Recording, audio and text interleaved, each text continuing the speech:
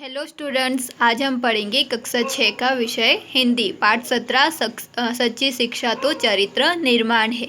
मतलब सच्ची शिक्षा से ही क्या होता है, हमारे चरित्र का क्या होता है, निर्माण होता है। इसके लेखक है महात्मा गांधी। जन्म सन 1869, मृत्यु सन 1948। गांधी जी ने जेल से पिता के रूप में पुत्र मणिलाल को पत्र लिखकर जो जीवन शैली सिखाई है वह आज के चमक धमक वाले संसार से तो बिल्कुल अलग है। पर उन संस्कारों को जीवन में उतारना ही सच्चा जीवन है। इतने ऊंचे स्थान पर पहुंचने वाले बापू कितने सादगी भरे जीवन को अपनाने की प्रेरणा दे रहे हैं, यह सचमुच अनुकरणीय है। मतलब क्या है इस पाठ में बच्चों की, गांधी जी कहाँ पे है, जेल में। और जेल में रहकर वो अपने पुत्र मणिलाल को क्या लिखते, जीवन किस तरह से जीना चाहिए उसके लिए पत्र लिखकर उन्हें बताते हैं। आज का जो जीवन है, आज का जो संसार है वो उससे बहुत ही अलग है, लेकिन हमें क्या करना चाहिए, उनके संस्कारों को अपने जीवन में उतारना चाहिए और उनकी सादगी भरे जीवन से हमें क्या लेनी चाहिए, प्रेरणा लेनी चाहिए। तो चलो बच्चों, हम देखते हैं आज पाठ में क्या है। प्रिय पुत्र, हर महीने एक पत्र लिखने और एक पत्र आने का अधिकार मुझे मिला है। अब मैं पत्र लिखूं किसे, मिस्टर रीच का, मिस्टर पोलक का, और तुम्हारा ख्याल मुझे बारी बारी से आता था, लेकिन इस समय तुम्हारा ही ध्यान मुझे बराबर आ रहा है। तो गांधी जी क्या कहते हैं कि मुझे हर महीने एक पत्र लिखने का क्या मिला हुआ है, अधिकार मिला है मुझे। लेकिन मुझे ये समझ में नहीं आ रहा कि मैं किसे पत्र लिखूं। वो तीनों के बारे में सोचते हैं। किसके बारे में, मिस्टर रीच, मिस्टर पोलक और तुम यानी कि वो अपने पुत्र के बारे में बोल रहे। कौन है उनका पुत्र, मणिलाल। तो वो बोल रहे, लेकिन फिर क्या बोल रहे कि मुझे इस समय सिर्फ किसका ख्याल आ रहा है, तुम्हारा ही ध्यान आ रहा है, इसलिए मैं तुम्हें पत्र लिख रहा हूँ। मेरे बारे में तुम ज़रा भी चिंता मत करना। विशेष कुछ कहने का अधिकार मुझे नहीं है। मैं पूर्ण रूप से शांति में हूँ।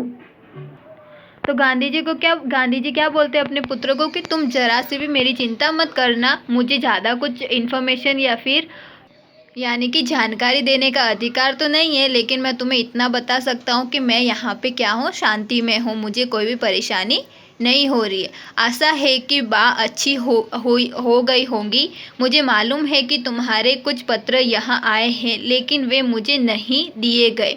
फिर भी डिप्टी गवर्नर की उदारता से मुझे मालूम हुआ कि बा का स्वास्थ्य सुधर रहा है। क्या वे फिर से चलने फिरने लगी? बा और तुम लोग सवेरे दूध के साथ साबूदाना बराबर ले रहे होंगे। तो गांधी जी बाद में पत्र में क्या पूछते हैं, अपने बा के बारे में पूछते हैं कि बा कैसी है, उनका स्वास्थ्य कैसे है। वो बोलते हैं कि तुम्हारे पत्र, मुझे पता है कि तुमने पत्र लिखे, लेकिन मुझे यहाँ पे नहीं दिए गए हैं। फिर भी डिप्टी गवर्नर है, उनकी दया की वजह से मुझे इतना पता चल गया है कि बा का स्वास्थ्य क्या हो गया है, सुधर गया है। फिर वो पूछते हैं कि बा चलने फिरने लगी या नहीं लगी, और तुम और बा दोनों सुबह सवेरे साबूदाना बराबर ले रहे होंगे। और अब कुछ तुम्हारे बारे में कहना चाहूँगा। तुम कैसे हो, तुम पर जो जिम्मेदारी मैंने डाली है तुम उसके पूरी तरह योग्य हो और तुम उसे खुशी खुशी निभा रहे होंगे, ऐसी मुझे आशा है। फिर वो अपने पुत्र से क्या पूछते हैं कि तुम कैसे हो, और मैंने तुम्हें जो जिम्मेदारी दी है, यानी कि घर की जो जिम्मेदारी तुम्हारे भरोसे छोड़ के आया हूँ, तुम उसके पूरे योग्य हो, तुम उसके लायक हो, और मुझे आशा है कि तुम वो जिम्मेदारी क्या कर रहे होंगे, खुशी खुशी निभा रहे होंगे। मैं यह जानता हूँ कि तुम्हें अपनी शिक्षा के प्रति असंतोष है। जेल में मैंने यहाँ खूब पढ़ा है। इससे मैं यह समझता हूँ कि केवल अक्षर ज्ञान ही शिक्षा नहीं है। सच्ची शिक्षा तो चरित्र निर्माण और कर्तव्य का बोध है।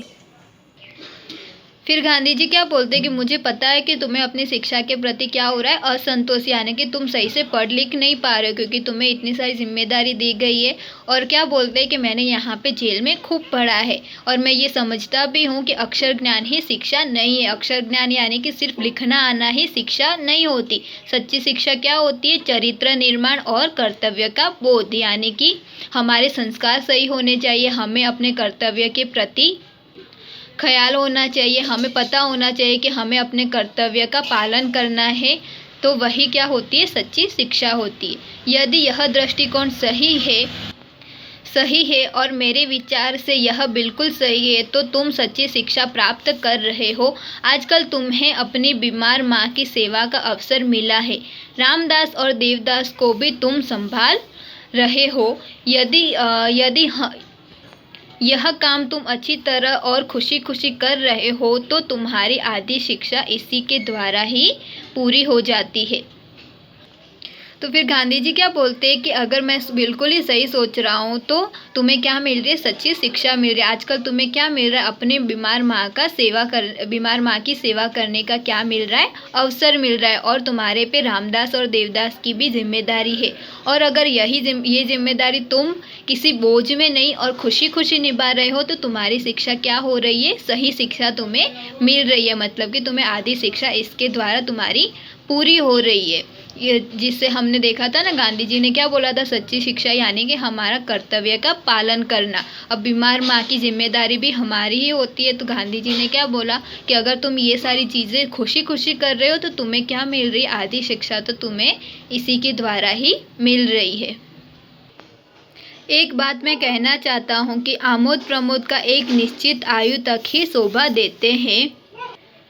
12 वर्ष की उम्र के बाद बच्चों में जिम्मेदारी और कर्तव्य का भाव होना चाहिए। उन्हें अपने आचार विचार में सत्य और अहिंसा के प्रयोग की चेष्टा करनी चाहिए और यह वे भार समझकर नहीं करे बल्कि एक आनंद का अनुभव करते हुए करे। यह आनंद कृत्रिम भी नहीं होना चाहिए, यह सरल और स्वाभाविक होना चाहिए। मैं जब तुमसे काफ़ी छोटा था तो मुझे स्वयं अपने पिताजी की सेवा करने में बहुत आनंद मिलता था। 12 वर्ष की आयु के बाद आमोद प्रमोद का बहुत ही कम बल्कि नहीं के समान ही अवसर मुझे मिला है। तो बच्चों, आमोद प्रमोद यानी कि भोग विलास। तो गांधी जी क्या कहते हैं कि 12 वर्ष आमोद प्रमोद का एक निश्चित समय होता है। 12 वर्ष के बाद बच्चों को क्या करना चाहिए, अपनी जिम्मेदारी भी समझनी चाहिए और अपना कर्तव्य भी समझना चाहिए। उन्हें कभी भी अपनी जिम्मेदारी बोझ की तरह नहीं लगनी चाहिए। तो क्या बोलते, 12 वर्ष के बाद हमें क्या करना चाहिए, अपनी जिम्मेदारी और अपने कर्तव्य को समझना चाहिए। और वो जो खुशी है वो कृत्रिम यानी कि दिखावे की खुशी नहीं होनी चाहिए। हमारी खुशी कैसी होनी चाहिए, स्वाभाविक होनी चाहिए। और गांधी जी क्या बताते, मैं जब काफ़ी छोटा था तो मुझे स्वयं अपने पिताजी की सेवा करने में बहुत आनंद मिलता था। 12 वर्ष के बाद आमोद प्रमोद का बहुत ही कम बल्कि नहीं के समान ही अवसर मुझे मिला। तो चलो बच्चों, आगे का पार्ट हम अगले वीडियो में देखेंगे। ठीक है, थैंक यू स्टूडेंट।